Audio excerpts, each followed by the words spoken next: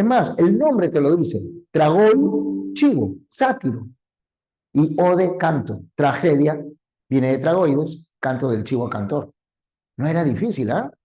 Vamos, chicos, van a tener que pulirse. Puede ser, como le digo a su tutora, puede ser que todavía están aletargados por estos días de descanso que han tenido, pero ya pasó, ya pasó. No puede seguir calentando cuando otros ya están corriendo, ¿de acuerdo? Así que vamos a trabajar. Empezamos entonces con la teoría literaria. A ver, ¿qué cosa es teoría literaria? ¿Los escucho o los leo?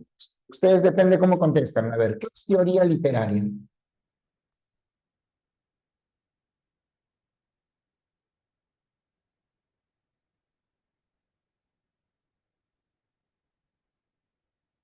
A ver, correcto, es una rama de los estudios literarios, correcto. ¿Y de qué se encarga esa teoría literaria? ¿Qué es lo que estudia la teoría literaria?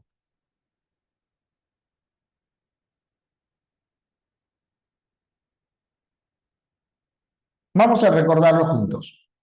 Los estudios literarios abarcan diversos conocimientos que nos permiten abordar el fenómeno literario. Pero a nosotros nos interesa durante el desarrollo del curso tres. Uno, el más importante para nosotros, es la teoría literaria. El segundo es lo que básicamente se hace en clase, historia de la literatura. Aquí no hacemos literatura, aquí la estudiamos. No hacemos literatura porque no componemos, no creamos. Espero que alguno de ustedes tenga ese bichito y sí lo haga fuera de clases. Y por último, tratamos de desarrollar nuestra sensibilidad a través de la crítica literaria. Nos ayuda a valorar el fenómeno literario. Recuerda, cuando nosotros hablamos de fenómeno literario, ¿a qué nos referimos? ¿Qué es lo que estudia?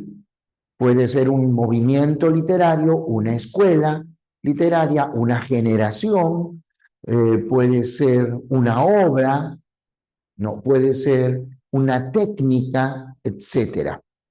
Entonces, como dice Héctor, lo que aborda los estudios literarios es ese conjunto de problemas fundamentales de la literatura.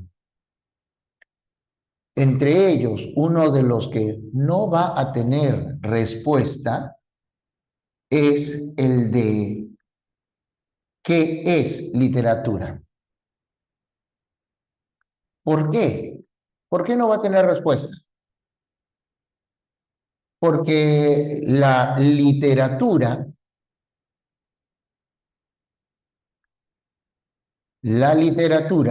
es un producto cultural. La cultura, a su vez, es el reflejo de una sociedad y el desarrollo de una sociedad está influenciado por su base económica. Cuando tú revisas la historia de todos los pueblos, te habrás dado cuenta de que difieren. ¿Por qué los griegos son distintos de los persas? ¿Por qué los romanos son distintos de los griegos?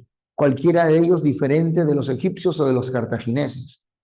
Porque desarrollaron distintas identidades, desarrollaron distintas actividades. Por lo tanto, se produjo diferente cultura. Y dentro de ella, la literatura. Ahora, contestar qué es literatura depende de una época, depende de una sociedad. En el saber clásico se la definía, ¿no?, con el concepto aristotélico de creación de belleza a través de la palabra. ¿De acuerdo? Pero también nosotros podemos entender la literatura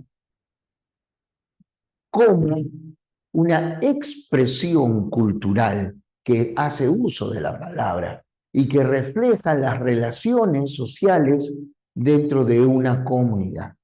Ahora, tratar de definir literatura también nos permite saber qué cosa no es literatura. Por ejemplo, fin de año, promoción, y alguien escribe, dos patitos, en el cuaderno de la amiga, ¿no? Dos patitos en el agua no se pueden separar. Dos amigas que se quieren no se pueden olvidar. Pregunto, ¿eso es literatura? ¿Qué creen? ¿Es o no es?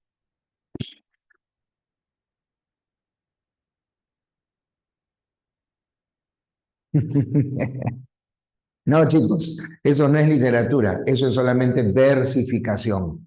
Lo que ocurre es que en el ámbito cotidiano pueden utilizar recursos de la literatura.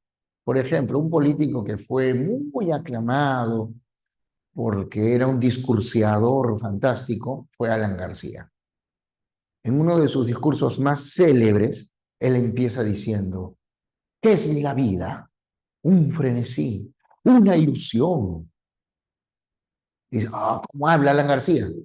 Pero en ningún momento reconoció que eso es de Calderón de la Barca. No dijo, como señala Calderón de la Barca.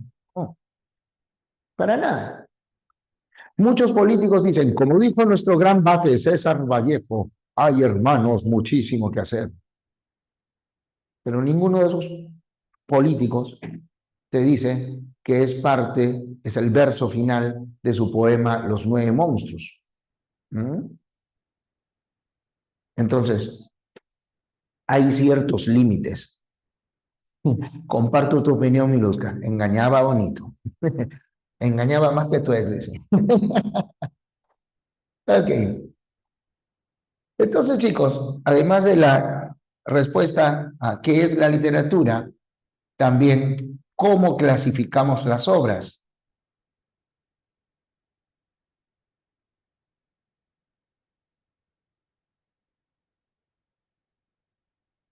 ¿Qué recursos distinguen a la literatura?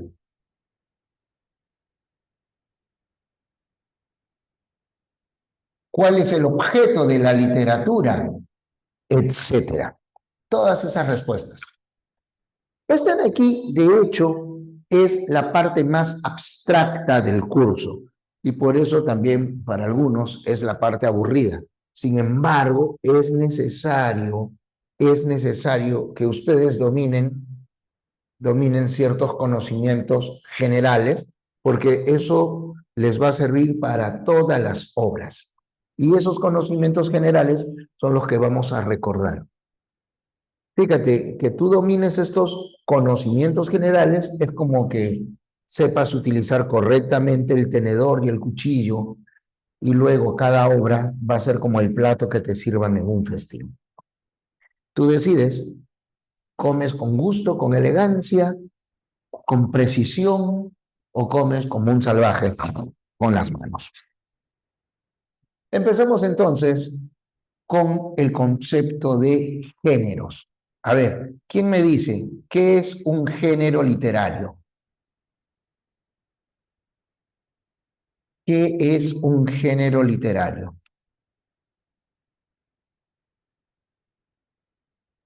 Eso, los géneros literarios son los conjuntos de características generales.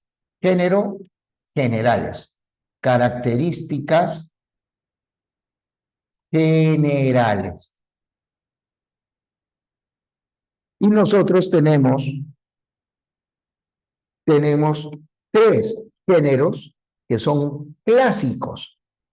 ¿Cuáles son estos géneros clásicos? A ver, tenemos aquí la épica, tenemos la lírica y tenemos la dramática. Estos son los géneros tradicionales. ¿Quién lo señala? A ver, ¿quién lo señala?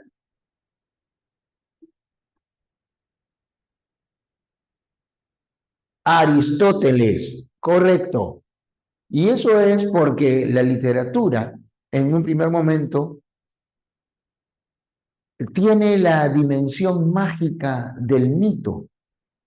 En el momento en que el hombre de las cavernas trató de asumir, colocándose la piel del animal cazado, la fuerza de ese animal, de ese bisonte, la ferocidad de ese tigre de Bengala, en el momento en que al llenarse de ramas creía tener la fuerza de la naturaleza, el hombre estaba inventando, estaba fabulando. Surge el mito, surge la literatura, es inventiva, es creación. Y para estudiar esa literatura, el hombre piensa.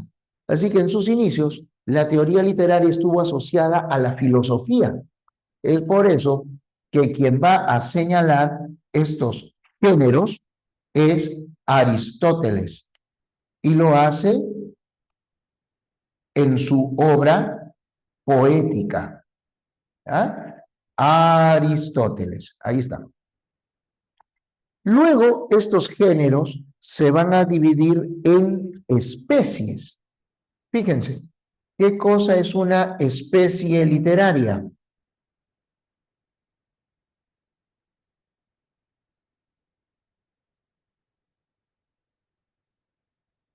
Exacto, es el conjunto de características específicas. Dentro de cada género, nosotros encontramos características específicas que nos van a permitir subdividir y entender esos géneros. Ahora, existe en la épica una producción en verso, es lo más antiguo. Ahí está, verso. Y hay una producción en prosa. Verso y prosa solamente son recursos, son formas de componer. En la épica, las composiciones más antiguas son las epopeyas. Un ejemplo de epopeya,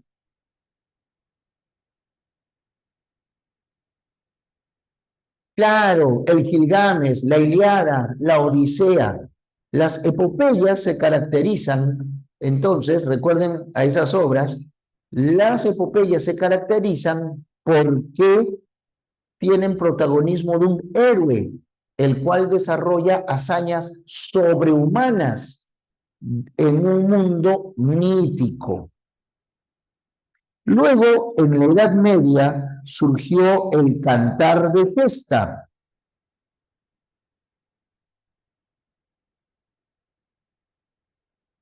¿Qué caracteriza el cantar de gesta?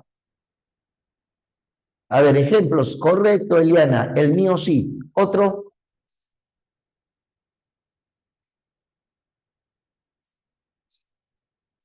Podemos señalar la canción de Rolando, el cantar de los Nibelungos, el Beowulfo, la saga de Nag el Quemado. Estos cantares de gesta son las aventuras de los caballeros medievales. Entonces, el cantar de gesta se desarrolla en la Edad Media. Su intérprete es el juglar, refleja un mundo feudal. Y hay dos tradiciones. La tradición románica, con el mío cito, la canción de Rolando, se llama tradición románica porque se componen en lenguas romances, en un mundo cristiano, y luego tenemos la tradición germánica, que es pagana y en lenguas germánicas como el inglés, el primitivo alemán, etc. Luego, ¿qué ocurrió? Ocurrió que en el Renacimiento hubo ciertos factores que propiciaron el desarrollo de esa etapa de renovación. A ver, entre esos factores que impulsaron el Renacimiento se encuentran los grandes inventos. Pregunto, ¿cuáles de esos grandes inventos creen ustedes que se relacionan con la literatura? Muy bien, Nayali. Uno es la imprenta. Correcto, Cristian. ¿Y el otro? Porque la imprenta sola no hace nada.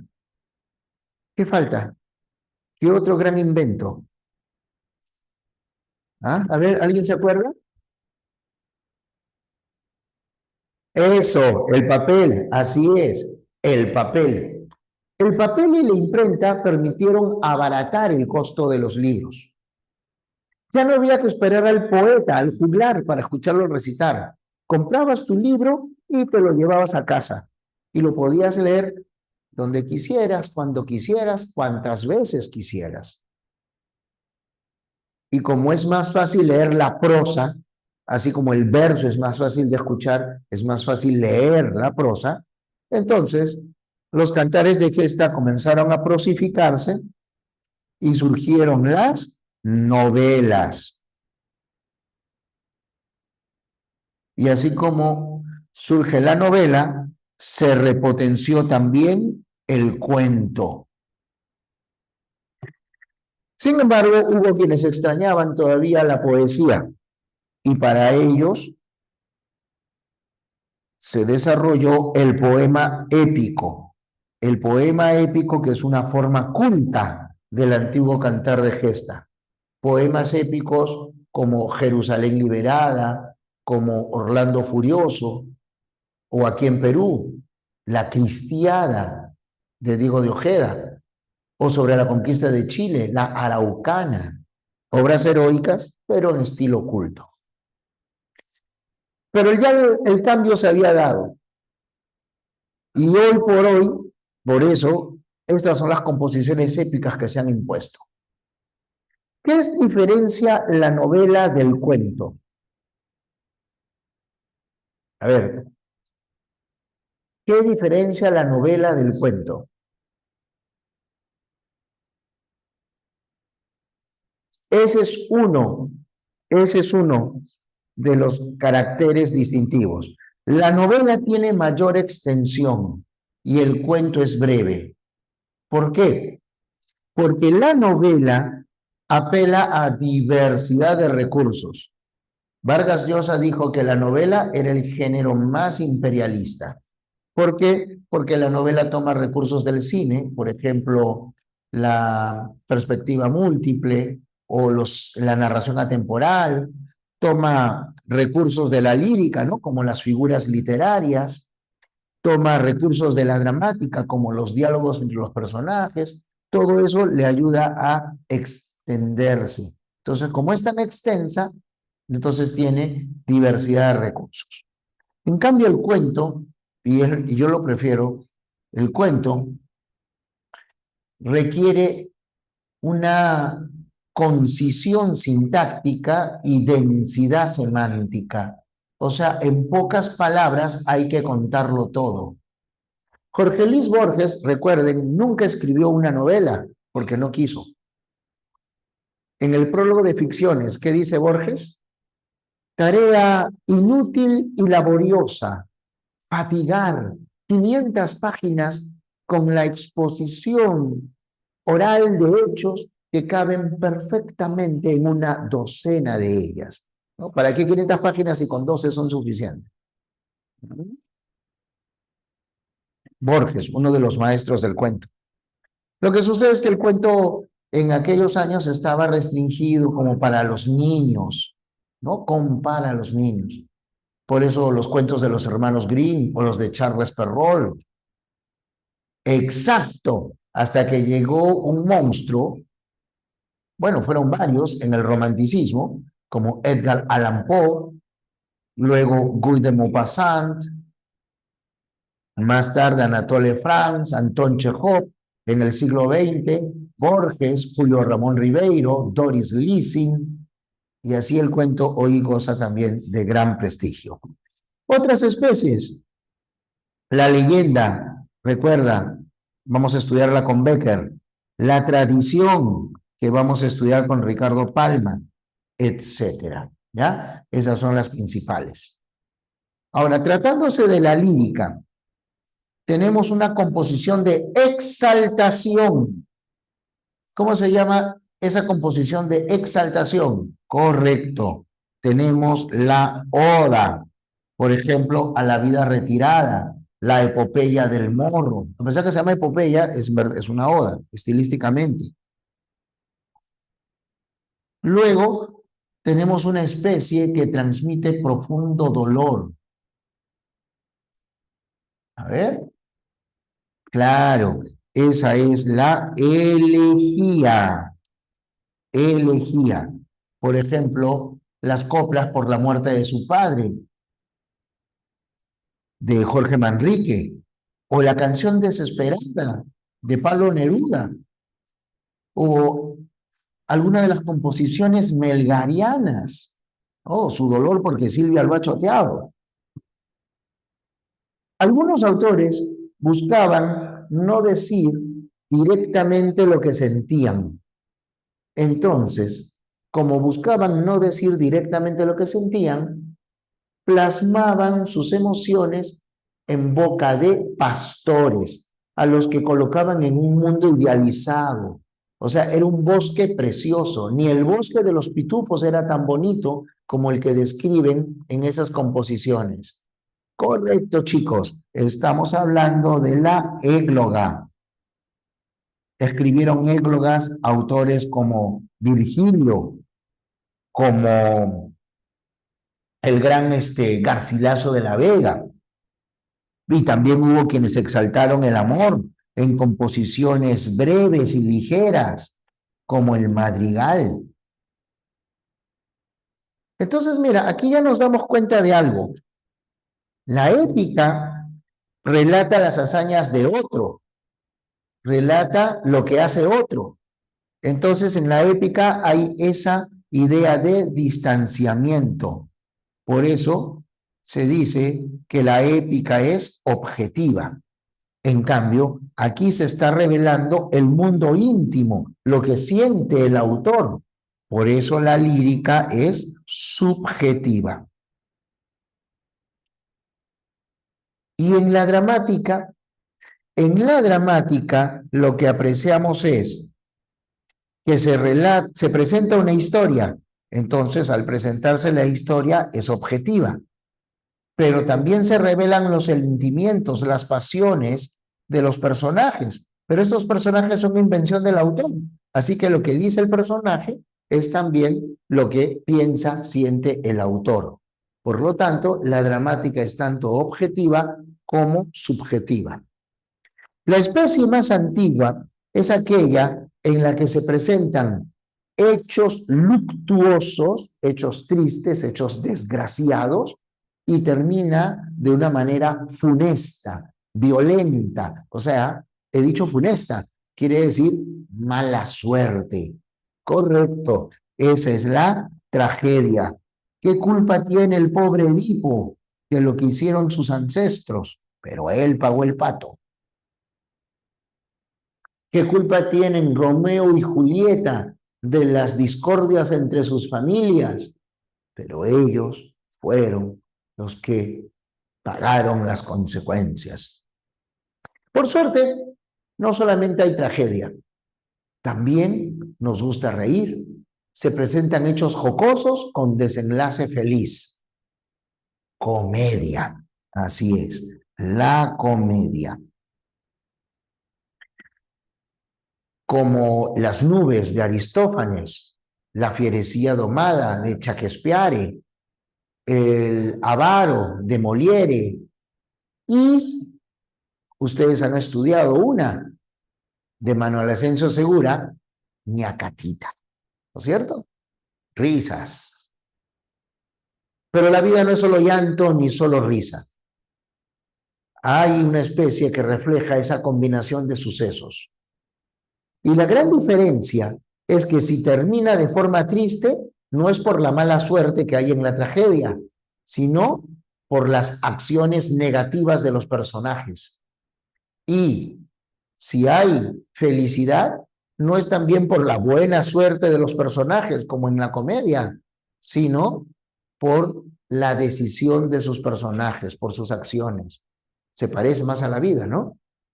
Esta combinación de tragedia y comedia surgió en el Renacimiento y su gran maestro, el que la consolida, el que le da forma, es Lope de Vega. Acuérdense de Fuenteovejuna. Esta especie, ya la han señalado algunos, es el drama.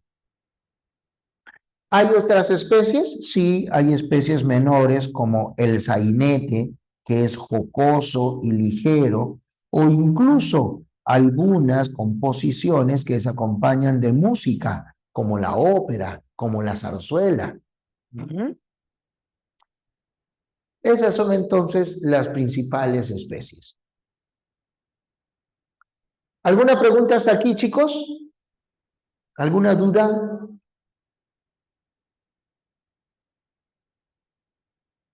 Listo, avancemos.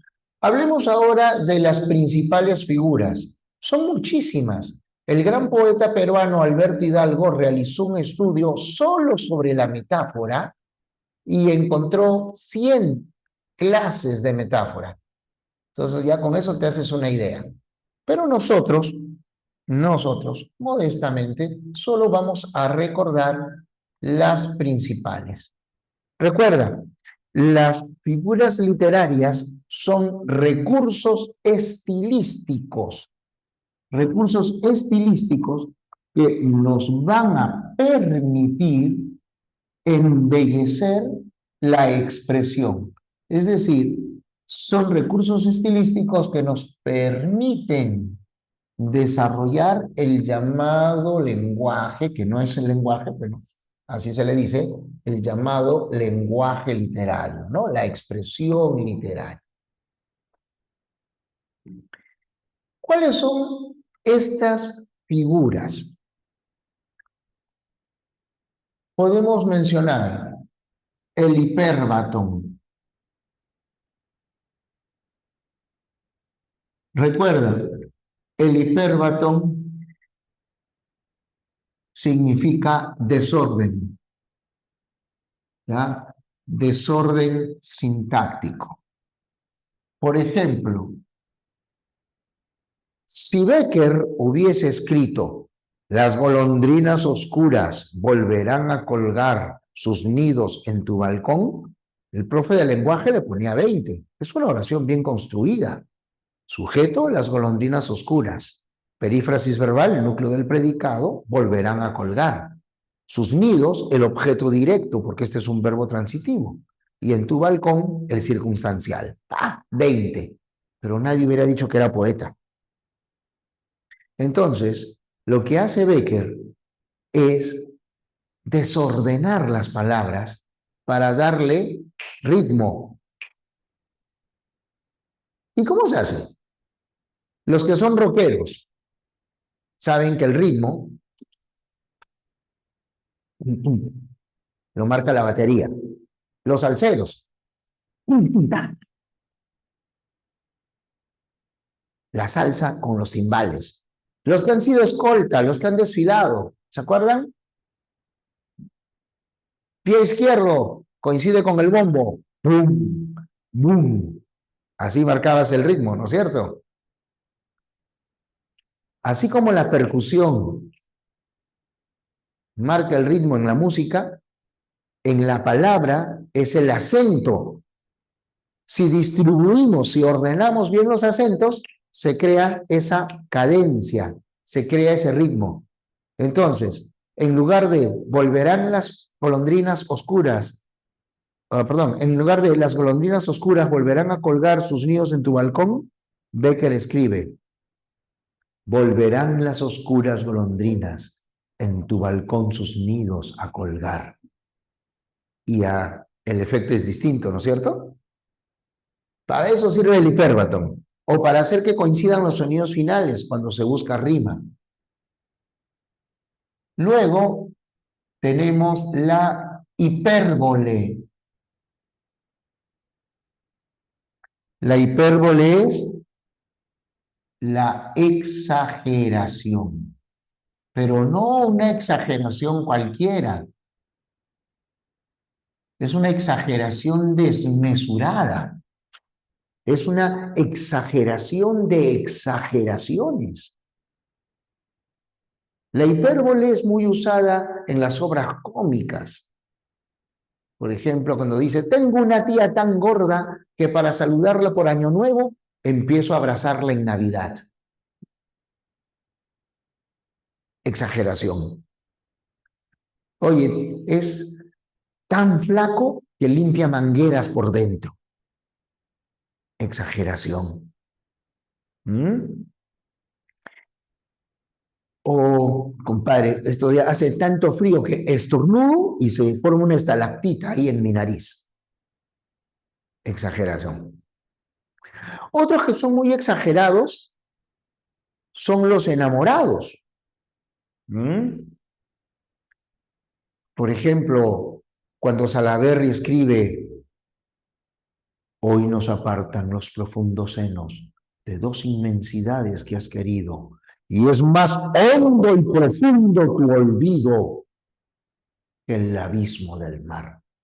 Imagínate. O sea, el olvido de ella más hondo que las fosas marianas. Ya, pues le ganó a todos. O acuérdense de Quevedo cuando se burla de Góngora. Eras un hombre a una nariz pegado. Imagínate, ¿qué tal nariz? Que era el hombre el que parece un pedazo de ella. Cuando tú dices, si me dejas, me muero. No puedo vivir sin ti. O cuando te dicen eso. Pura mentira, pues, uno sigue viviendo. ¿Ah? Pero se miente bien, ¿no? Hipérbole, entonces, exageración desmesurada. 3, el símil.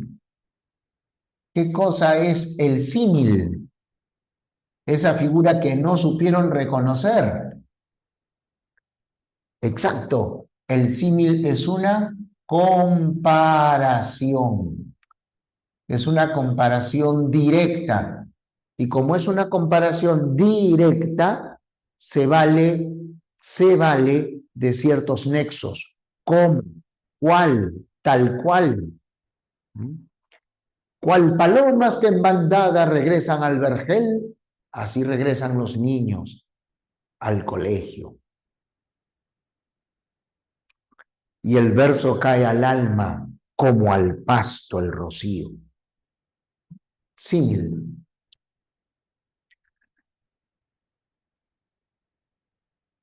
Epíteto. ¿En qué consiste el epíteto? ¿Qué es el epíteto? Eso, no es una caracterización cualquiera, es una reiteración. Es la reiteración de una característica. Mejor ponemos, es una adjetivación redundante, reiterada. ¿Por qué? Porque la característica ya es sobreentendida.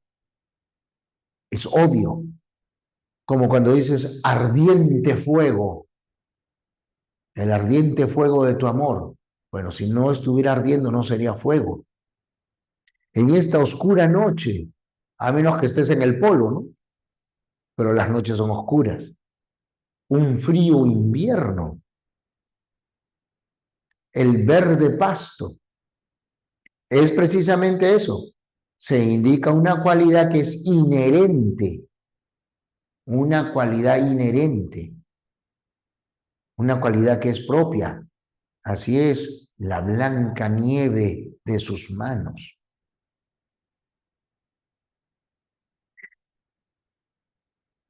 Anáfora.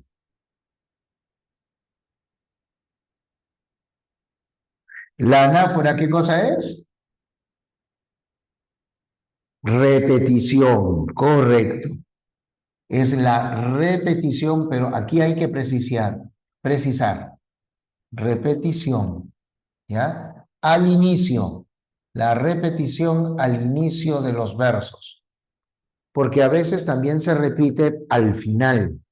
Si se repite al final, ya esa es otra figura, se llama epífora, pero nosotros lo que debemos siempre reconocer es la anáfora. Por ejemplo, cómo se pasa la vida, cómo se viene la muerte, tan callando, cómo todo tiempo pasado fue mejor, sí, cómo. Y no es necesario que esté seguido, pero sí que se repita. Y por último, tenemos la reina de las figuras, la metáfora.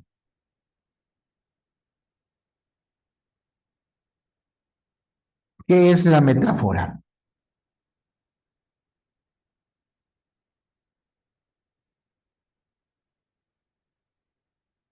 A ver.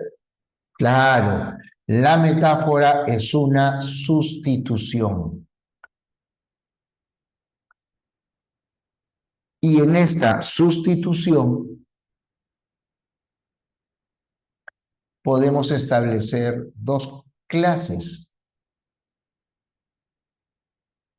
La metáfora simple y la metáfora compleja. La metáfora simple es reconocida porque tiene la estructura A es B. Por ejemplo, tus ojos son dos luceros, tu boca es un clavel, tu cuello es la fuente de la que solo yo quiero beber. A es B. Nuestras vidas son los ríos que van a dar en la mar, que es el morir. Y la metáfora compleja, esta es un poquito difícil.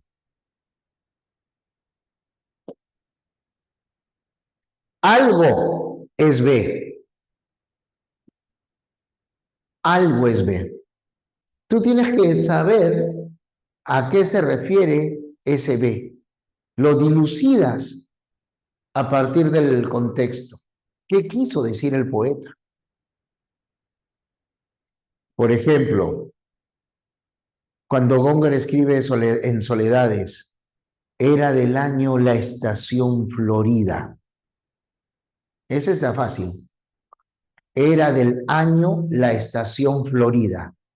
¿De qué está hablando? ¿Cuál es la estación florida? Claro, la primavera, en que el mentido robador de Europa, mentido robador de Europa, ¿ya? ¿Y eso qué significa?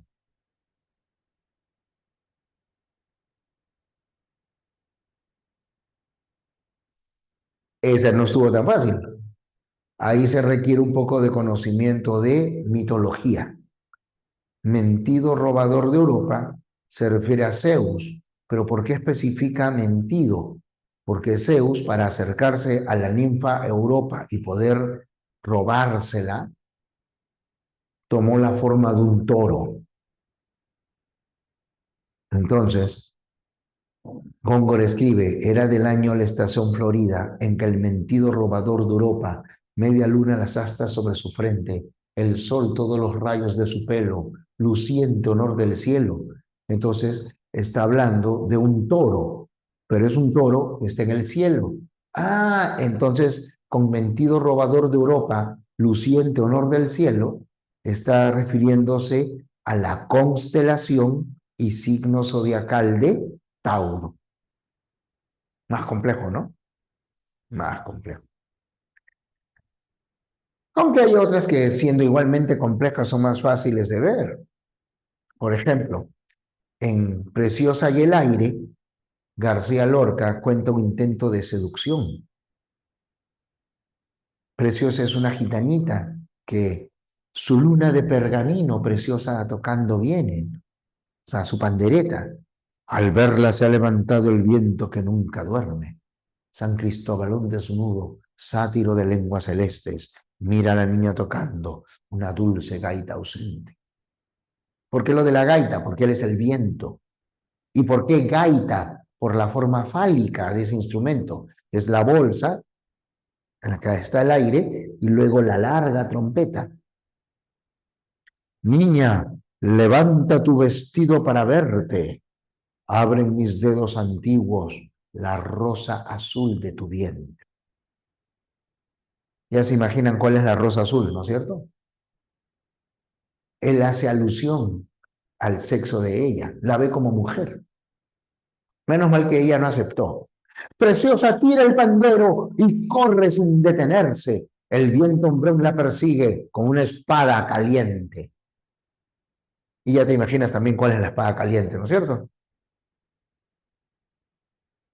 Igual, son casos de metáfora compleja. Están presentes en todas las creaciones. Garcilaso de la Vega, Góngora, García Lorca, Neruda. Y sobre todo predominaron, a ver, ¿en qué corriente literaria? A ver, díganme. ¿Qué corriente literaria se caracterizó por un lenguaje hermético? Un lenguaje así. Eso, muy bien. Predominó en dos momentos, en el barroco y en la vanguardia. Acuérdense de cuando estudiaron, por ejemplo, a César Vallejo. ¿Mm? Y es justamente por la presencia de las metáforas. No hay poesía sin metaforización. Listo, chicos. Eso es entonces respecto de las figuras. Vamos a hablar ahora de la literatura clásica. Vamos a hablar del clasicismo y luego hablamos de las obras. Ahora, para poder ubicarnos, el clasicismo es la primera corriente de la literatura occidental. Después del clasicismo, ¿qué viene? A ver, la primera es el clasicismo. La segunda,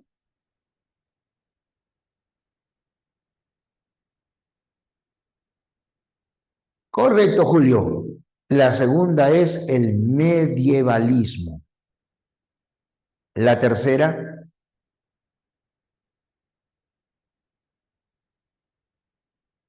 el renacimiento. Luego viene el barroco. Después del barroco, el neoclasicismo. Después del neoclasicismo, romanticismo. Después del romanticismo, realismo. Y aquí comenzaron a proliferar más corrientes, porque el realismo se desarrolla junto con el simbolismo, junto con el modernismo. Ya no fue universal, ¿no? Ya no fue universal. Luego vendrá ¿el qué? En la edad contemporánea, el vanguardismo, que no es una corriente, sino una diversidad de corrientes. Listo. Ya estamos ubicados entonces. Ahora que nos acordamos bien, espero que nadie se confunda cuando hablemos de las características. A ver, chicos, tenemos aquí, atención. El clasicismo es la primera corriente de la literatura universal. El clasicismo es la primera corriente de la literatura universal y este clasicismo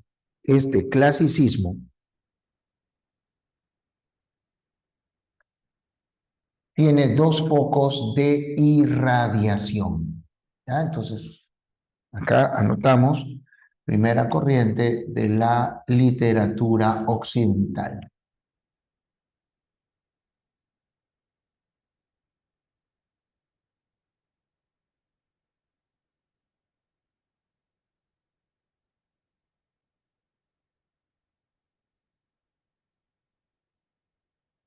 tuvo dos focos de irradiación. ¿Cuáles son?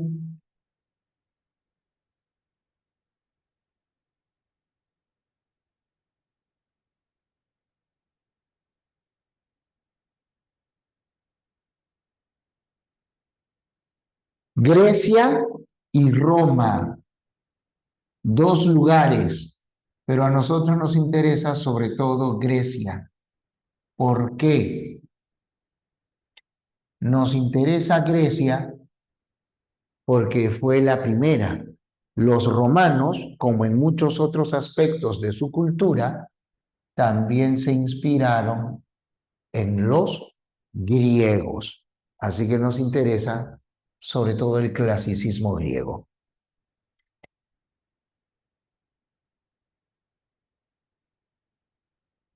¿Cuáles son las características? A ver, ¿cuáles son las características de este clasicismo?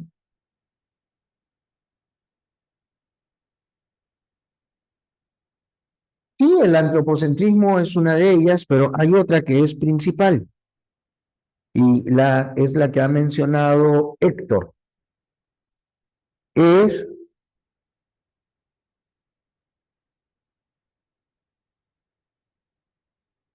es la originalidad.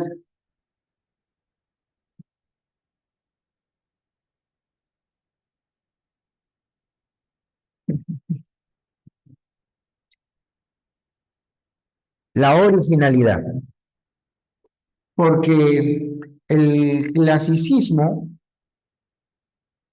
fue una corriente que surge de sus propias instituciones. Si nosotros hacemos una mirada retrospectiva, el vanguardismo niega todo lo anterior, incluido el realismo. El realismo negó el romanticismo negó el neoclasicismo negó al barroco. El barroco fue la superación del renacimiento. El renacimiento negó al medievalismo y el medievalismo cristiano negó al clasicismo pagano. Pero el clasicismo se nutre de su propia cultura, ¿no? De sus propias instituciones. Luego, antropocentrismo, claro. Recuerda lo que escribió el filósofo Protágoras. El hombre es la medida de todas las cosas. Por eso es que el hombre es objeto de interés. ¿Qué más? Muy bien, la armonía. Armonía o equilibrio. Es decir, ellos mantienen una relación simétrica entre la forma y el fondo.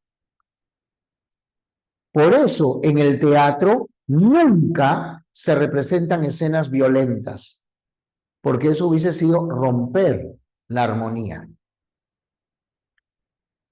Se inspiran en su mitología.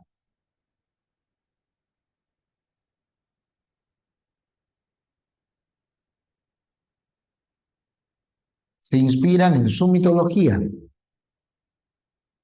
¿Qué más? El esteticismo. Ellos tienen afán de belleza. A diferencia del clasicismo romano, que fue pragmático, las obras del clasicismo romano siempre apuntaban a un fin práctico.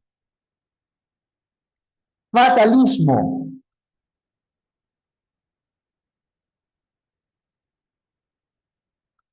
porque creen en una fuerza superior que influye en el destino de los hombres. Para algunos, esa fuerza superior es la voluntad divina, y para otros, hasta los dioses se someten a una fuerza superior, a la que llaman el destino. Didactismo, porque las obras apuntan a crear una enseñanza. ¿ya? Las obras apuntan a crear, a desarrollar, mejor dicho, una enseñanza. No en vano, Homero es llamado el maestro de Grecia. Sus libros proponen ejemplos a seguir. Todos los chicos quieren ser heroicos como Aquiles, inteligentes como Odiseo, leales como Patroclo, fieles como Penélope, valientes como Andrómaca y rechazan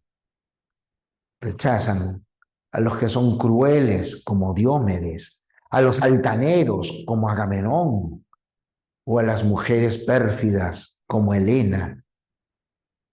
¿Te das cuenta? Son modelos. Exacto, exacto. Iba a llegar a eso, John. En muchos casos crearon íconos. No llegan a ser arquetipos porque los arquetipos eh, eh, tienen los rasgos exagerados, ¿no? Estos de acá no pierden su esencia humana, a veces combinan, pero sí, llegan a ser íconos, llegan a ser modelos. Muy bien, John. Bien, entonces, originalidad, antropocentrismo, armonía, inspiración en la mitología, esteticismo, fatalismo, didactismo. Esas son sus características. Y sus representantes. ¿Quiénes son los representantes?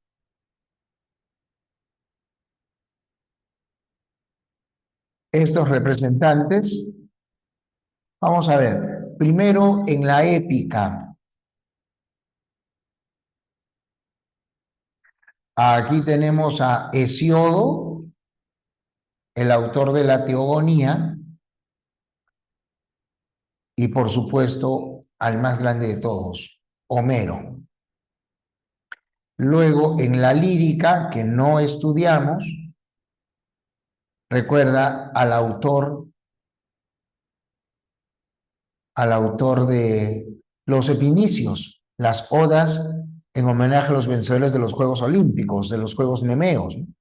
Píndaro, y a la gran poeta Safo, la cual cantaba al amor, la autora de Epitalamios.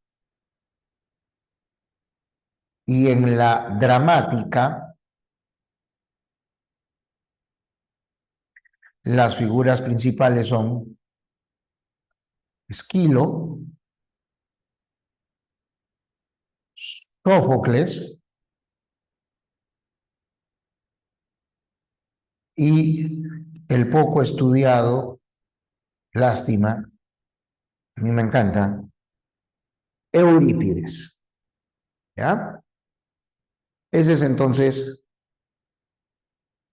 la parte inicial del clasicismo.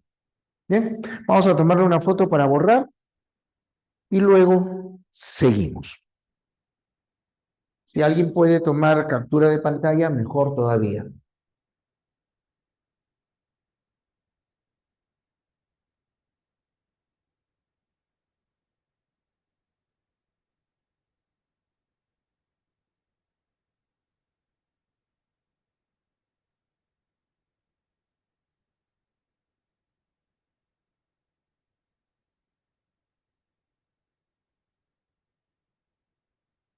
Opa,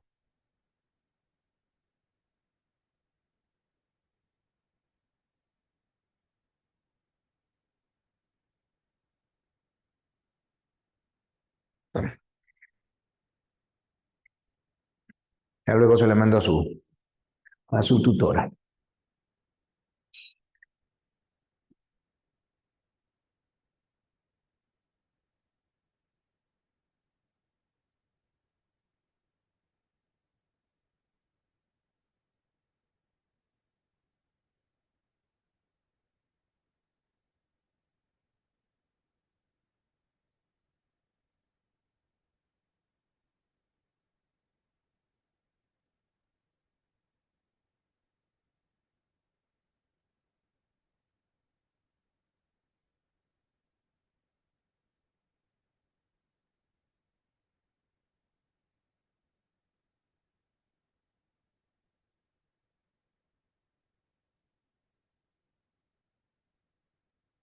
Bien, chicos, hablemos de los poemas homéricos. Hablemos de los poemas homéricos. Hablemos de la Ilíada y de la Odisea.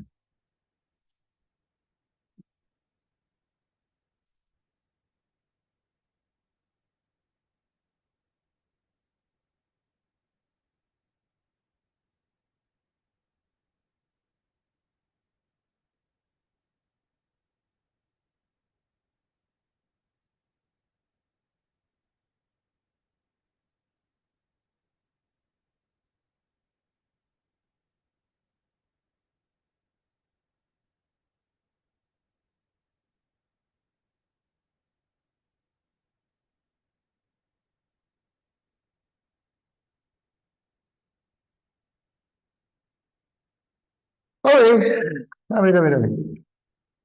Los poemas homéricos.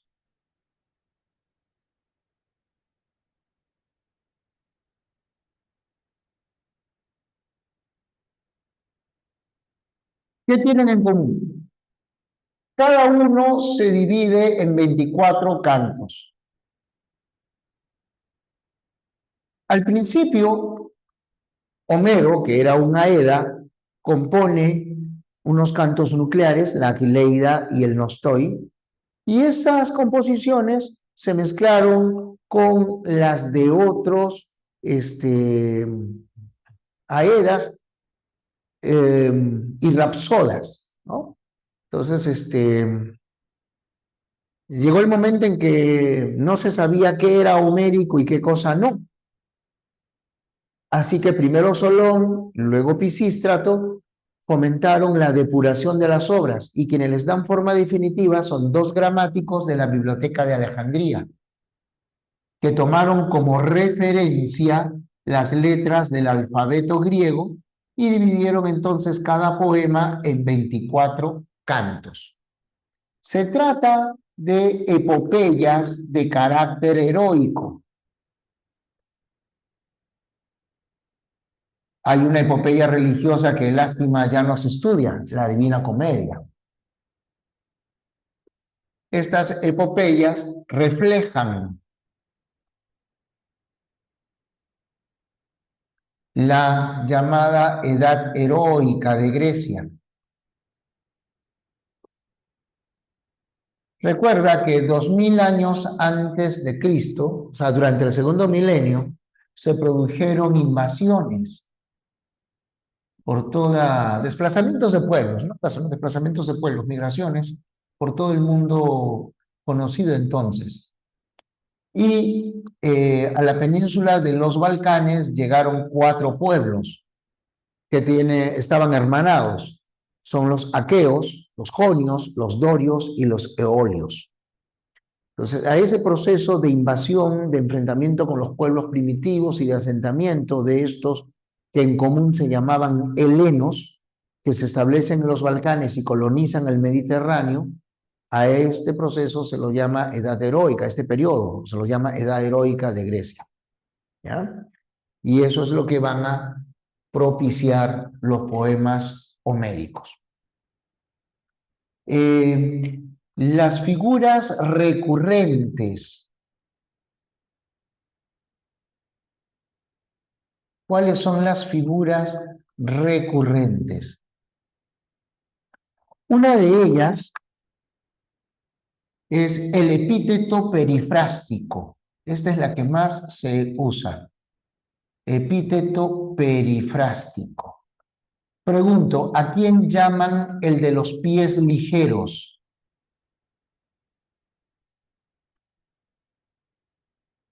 Aquiles. ¿Quién es el fecundo en ardides? Fecundo en ardides.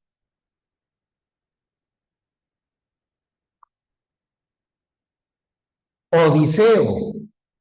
Y así, ¿no? Incluso los dioses, ¿no? El que amontona las nubes es Zeus, el que ciñe la tierra es Poseidón, la de rosados dedos la Aurora, o las ciudades, la de altas murallas es Troya, la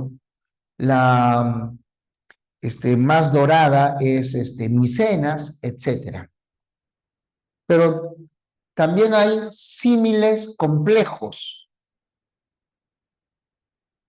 Y así como el gavilán se arroja sobre los polluelos que la paloma dejó abandonados en el nido y los devora, así el divino Odiseo cayó sobre los pretendientes haciendo estragos entre todos. Símiles complejos, o sea, comparaciones complejas, como la que acabo de ejemplificar, y las anticipaciones. Es decir, antes de que ocurra ya Homero nos dice. ¿Ya? Esos son los rasgos comunes. ¿En qué se diferencian? A ver, la Ilíada,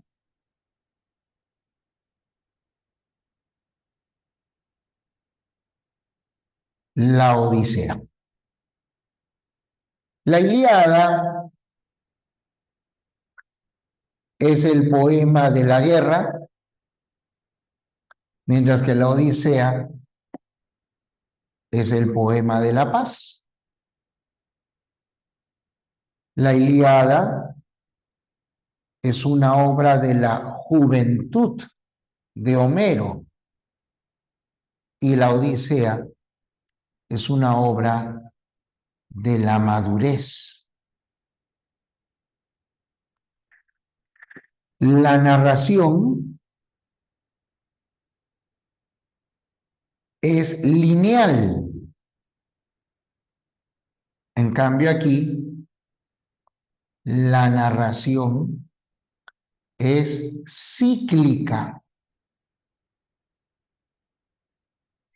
Aquí el protagonismo se halla disperso. Tenemos principalía de Agamenón, principalía de Menelao, principalía de Áyax, principalía de Diomedes, principalía de Patroclo. En cambio aquí, el protagonismo está concentrado. Solo hay un héroe, Odiseo.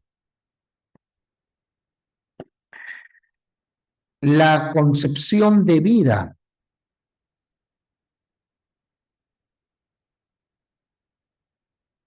se concibe la vida en la Ilíada como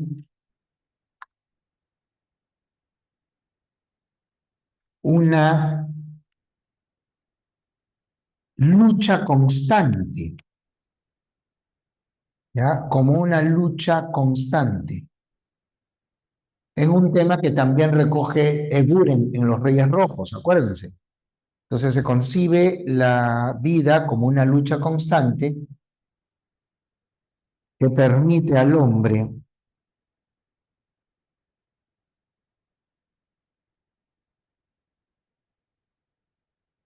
alcanzar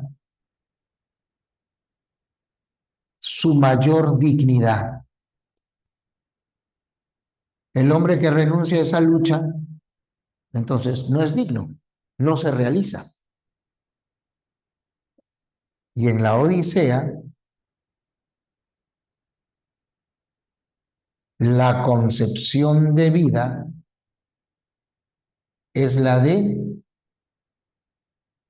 un largo viaje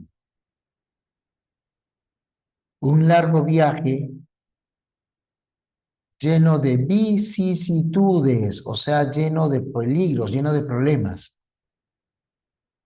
Vicisitudes que es necesario enfrentar para lograr la realización personal. Y en ese sentido, todos somos Odiseo. Estamos en un viaje que es esta vida y encontramos muchas dificultades. Es posible que te hayan ofrecido droga. Y eso remite al pasaje de los lotófagos. ¿Se acuerdan? Llegan a la isla de los lotófagos, algunos de los hombres comieron loto y ya no querían regresar a casa, querían quedarse y seguir comiendo loto. Así que Odiseo los tuvo que subir a latigazos. Escuchas a los amigos que te dicen, hoy vamos, causa. El tono va a estar chévere, oh, va a estar la flaca que te gusta. Esos son los cantos de sirena. O de repente has tenido que soportar en el colegio la prepotencia de alguien. Esos son los lestrigones. O son los cíclopes. O en la universidad, cuando veas algo muy atractivo, algo que te distrae de tus estudios, ¿no? O sea, es la hechicera Circe. O de repente, cuando te envicias con algo. Hay chicos que por desgracia, como no está ahí el papá, la mamá que los controle, se pervierten. Esos que les gusta jugar Dota todo el día.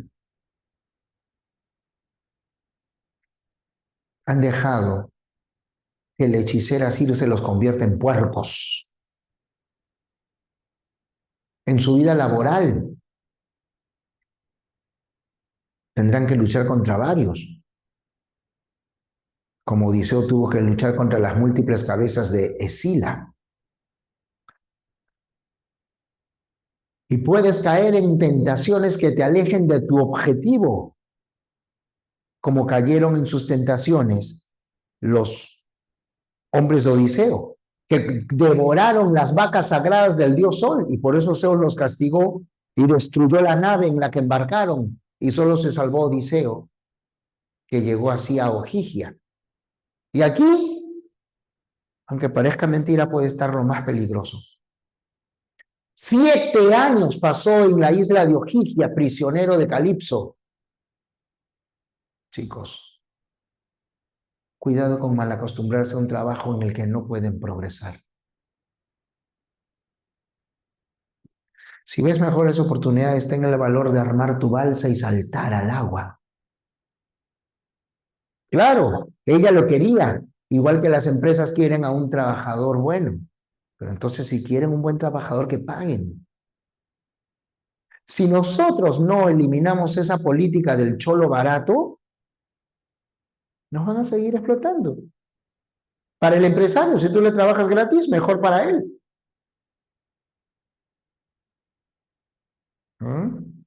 Y van a ver que pasados los años, cuando ustedes ya sean padres, es posible que estén repitiendo a sus hijos las frases que escucharon. Es posible que digan, pucha, qué bueno que mi papá, le voy a preguntar a mi papá qué piensa. Y si ya lo perdiste, seguramente dirás, ¿cómo me gustaría tener a mi viejo?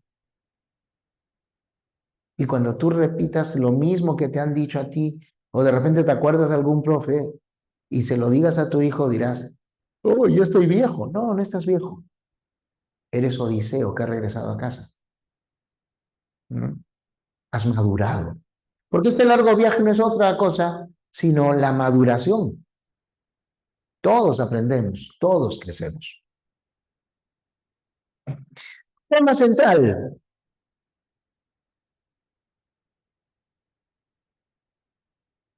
La cólera de Aquileo, ¿no? O Aquiles. A ver.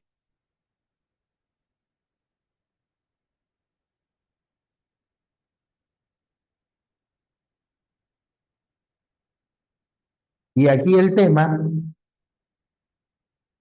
el retorno de Odiseo.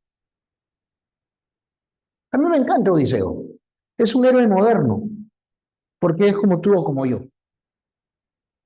Porque Aquiles es hijo de Tetis. Heracles era hijo de Zeus. Eneas es hijo de Afrodita. O sea, todos tienen sangre divina, pero Odiseo es como tú o como yo, mortal puro. y solo tiene esto para progresar. Inteligencia. Por eso es que la diosa Atenea lo protege, por su inteligencia. Es la misma opinión que yo tengo, Miluska. Es la misma. Aquiles es un berrinchoso. Es el hijito de papá. En todo caso, el hijito de mamá. Pero bueno, vamos ahora con la tragedia. Vamos con el teatro. Uy, caramba, casi me traigo abajo la caja de tizas. Se enganchó.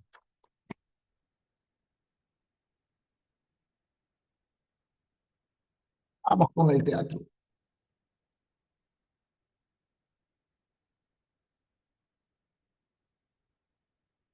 En el caso del teatro, ya recordamos al comentar la pregunta del examen de entrada, que el origen está en el culto dionisiaco.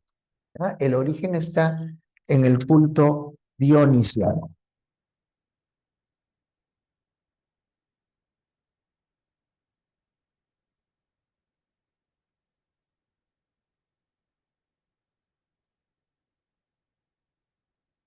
Entonces, en el culto a Dionisio, en el culto a Dionisio, los sacerdotes entonaban un canto coral. Este canto coral se llama ditirambo.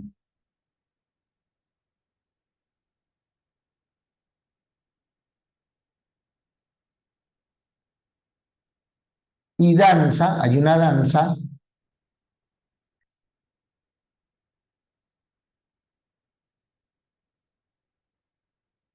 y danza con vestimenta, danza con vestimenta de pieles de chivo, las pieles de los chivos sacrificados.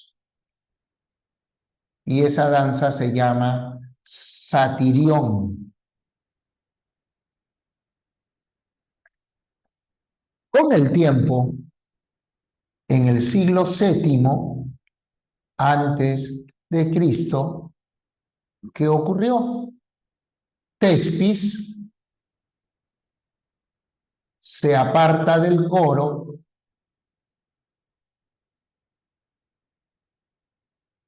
de chivos cantores, y asume ser Dionisio. ¿Eso qué significa? Eso significa que surgió el actor. Entonces, tenemos aquí a los miembros del coro, se los llama coreutas. ¿Ya? Estos son los miembros del coro. Hay un director. El director es el corifeo.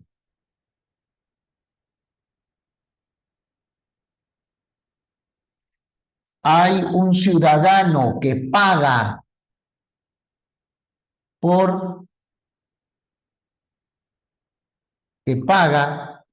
para financiar la fiesta. Él es el auspiciador. ¿Ah? El auspiciador, el que paga por la dionisiaca, o sea, por la celebración.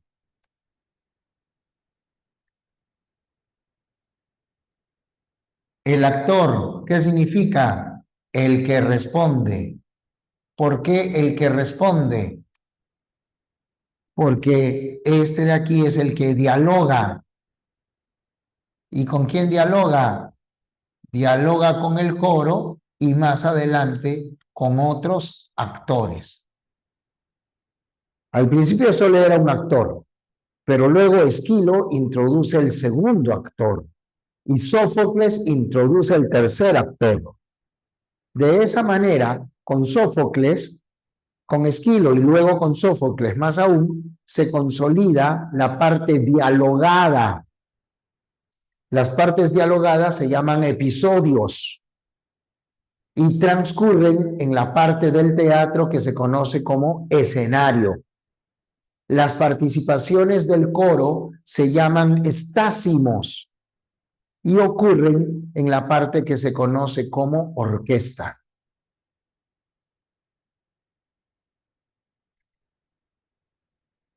En el caso de Edipo Rey,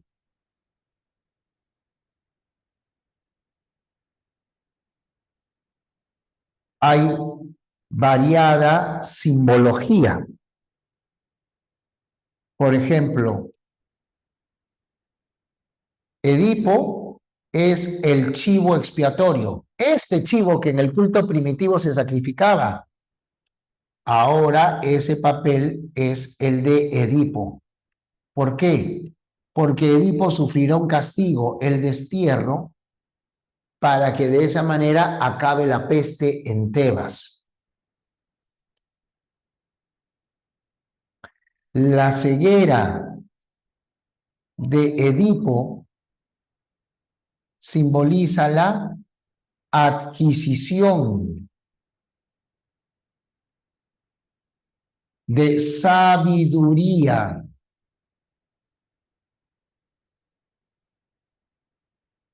¿Qué le dijo Tiresias?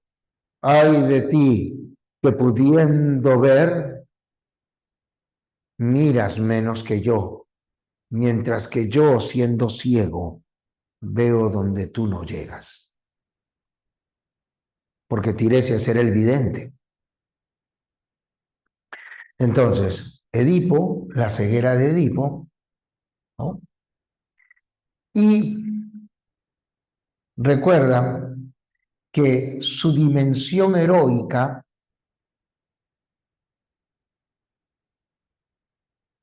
se produce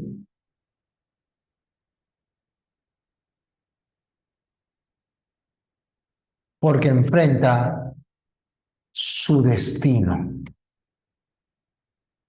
Sin embargo, ese destino es inexorable.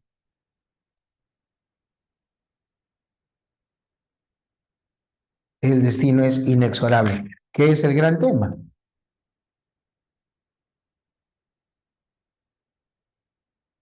Y así es como se logra la catarsis. Porque si Edipo, siendo tan inteligente y siendo amado por los dioses, no escapó de su destino, le están diciendo, ¿a ti qué te espera, pobre mortal? Así que el público, toda la cólera que podía tener, porque pucha madre, hay que pagar impuestos, hay que pagar más tributos, todo soy. No, mejor calladito. Si lo intento cambiar, me va peor. La catarsis era el fin de la tragedia. La catarsis buscaba. No, eso está mal. No es tanto decir purificación, sino es la eliminación, la sublimación de las emociones violentas. Justamente, ¿qué emoción violenta? Las ganas de rebelarse contra el sistema. No en vano, las grandes dionisíacas se realizaban en primavera, la época en que hay que pagar, se recaudan los impuestos, para que el pueblo esté aletargado. Por eso es que la tragedia fue un instrumento de control social. Fue por eso. ¿Ah? Claro que sí, es un instrumento de control social. Así es. En esa parte, justamente Edipo le dice, me hablas con acertijos. Y Tiresias, todo cachaciento, es que tú eres tan hábil para resolverlos. Sí, y por eso soy el rey. Y por eso te digo entonces que ya sé de quién hablas. Por eso no quieres confesar. Tú eres el asesino, tú el hombre que mató al hijo, tú el que buscamos. Y ahí es que Tiresias está y le dice, tú eres el hombre que buscas. Pero Tiresias se ve expulsado por Edipo, porque Edipo no le cree y le echa la culpa a Creonte. Esta es una conspiración de Creonte. Y se están peleando cuando entra en escena Yocasta. Ahí está, el tercer actor. Ojo, ¿por qué no digo actriz? Porque las mujeres no actuaban. Es más, las mujeres ni siquiera iban. Había razones sociales y religiosas que impedían a las mujeres participar. ¿Ah? Y Yocasta lo manda a Creonte a otro lado, trata de calmarlos, ¿m? Hasta que llega el mensajero y ahí se transformó todo. Bueno, chicos, vamos entonces a responder las preguntas. Ya estamos contra el tiempo, así que vamos a responder las preguntas.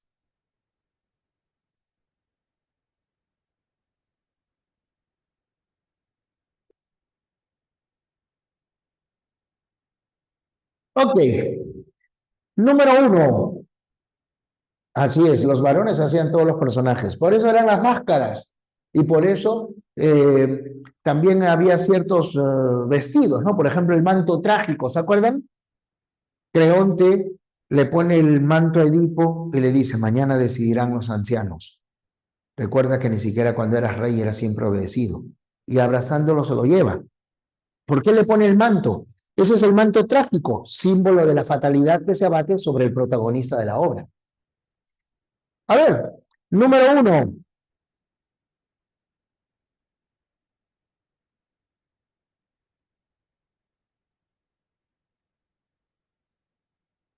Chicos, no se olviden, coloquen primero el número y luego la clave. En efecto, uno es casa. Dos,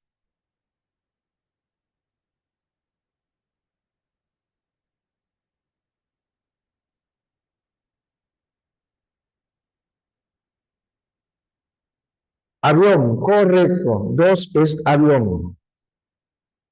Muy bien. Tres,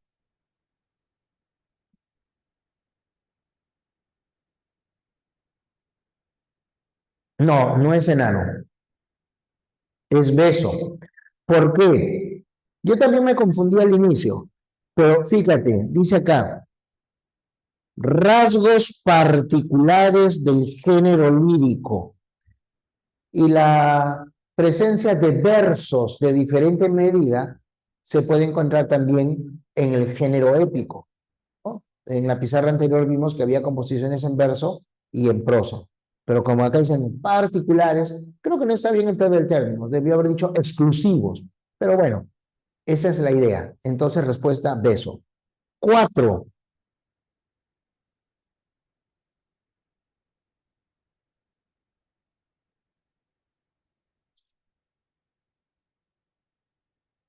cuatro es beso, correcto. Ahí está la repetición de términos al inicio. Cinco, ese es el inicio de conversación en la catedral.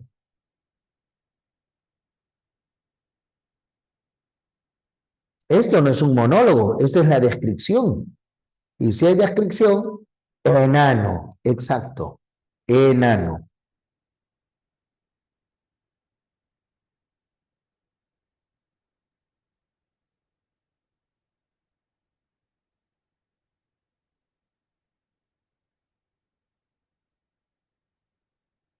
Seis,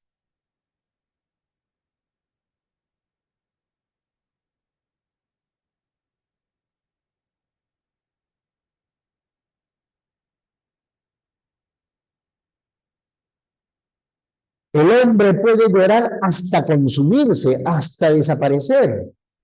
¿Qué cosa es eso? Eso es una hipérbole. Algunos marcaron la C, tienen razón.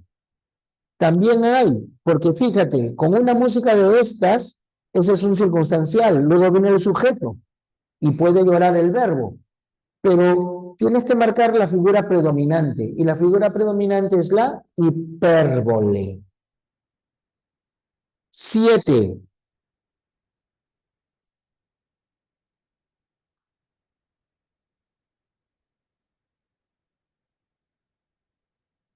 correcto, correcto. Recuerda que la suerte de Troya está unida a la de Héctor, así como la suerte de Héctor estaba, perdón, la suerte de Aquiles estaba unida a la de Héctor. ¿Se acuerdan? Aquiles sabía que Héctor podía morir a sus manos, pero después de que Héctor muriera, él no tardaría en acompañarlo. Sin embargo, su deseo de honrar a Patroclo al vengar su muerte fue más fuerte. 8.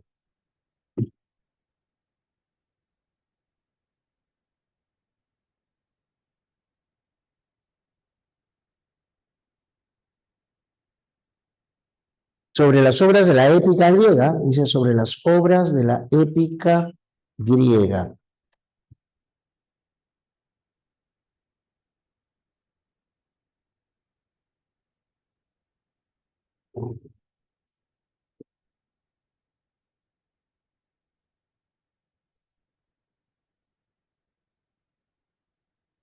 Correcto, 8 es beso.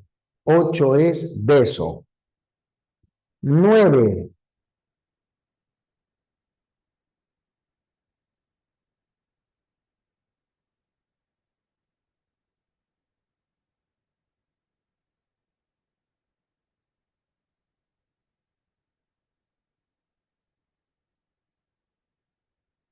Héctor, el de tremolante casco. Andrómaca, la de nidos brazos. Criada de hermoso peplo, ¿no es cierto? Dedo, formalmente el empleo del epíteto. Correcto. 9 dedo. 10.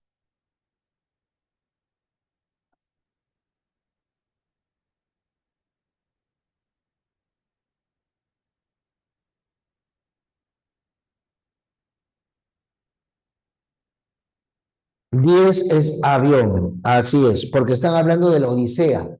Y la Odisea empieza cuando ya todo ha transcurrido. ¿Cómo nos enteramos entonces, si ya ha ocurrido, cómo nos enteramos de la aventura del cíclope, de las sirenas y de todo lo demás? Porque Odiseo lo cuenta en la corte de Alcinoo. Y eso es cuando el relato se vuelve cíclico, hay un salto hacia atrás. 10, avión. 11.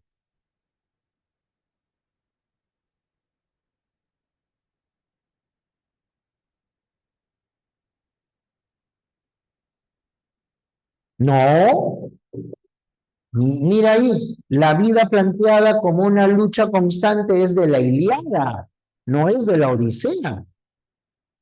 La diosa Afrodita aboga por Odiseo, no. La que aboga por Odiseo, la que lo protege es Atenea. Ahora sí, 11 es dedo, 11 es dedo. 12.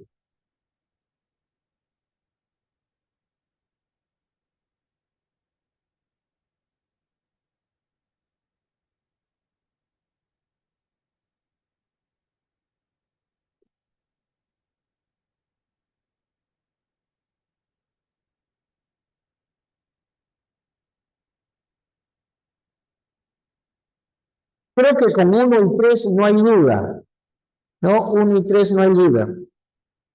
En la 4 hay ahí,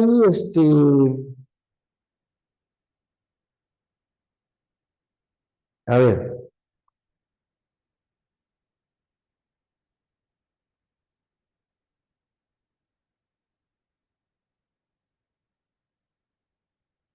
la 4 dice que se reencuentra con Telémaco y también con Penélope.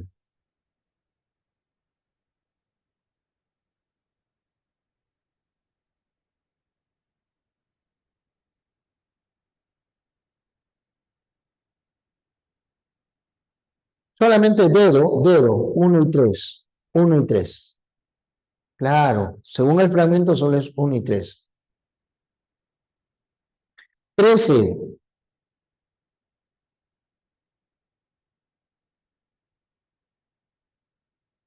Correcto, 13 es enano. 14.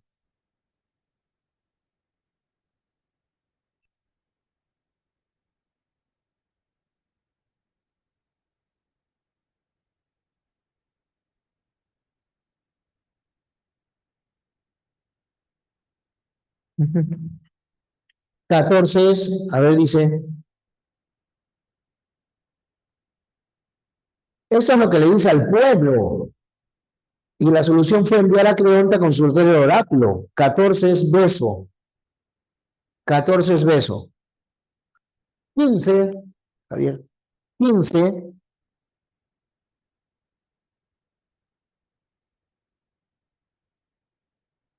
15 es dedo. 15 es dedo. Ya hablamos de eso. No hay escenas violentas. Y en la 16,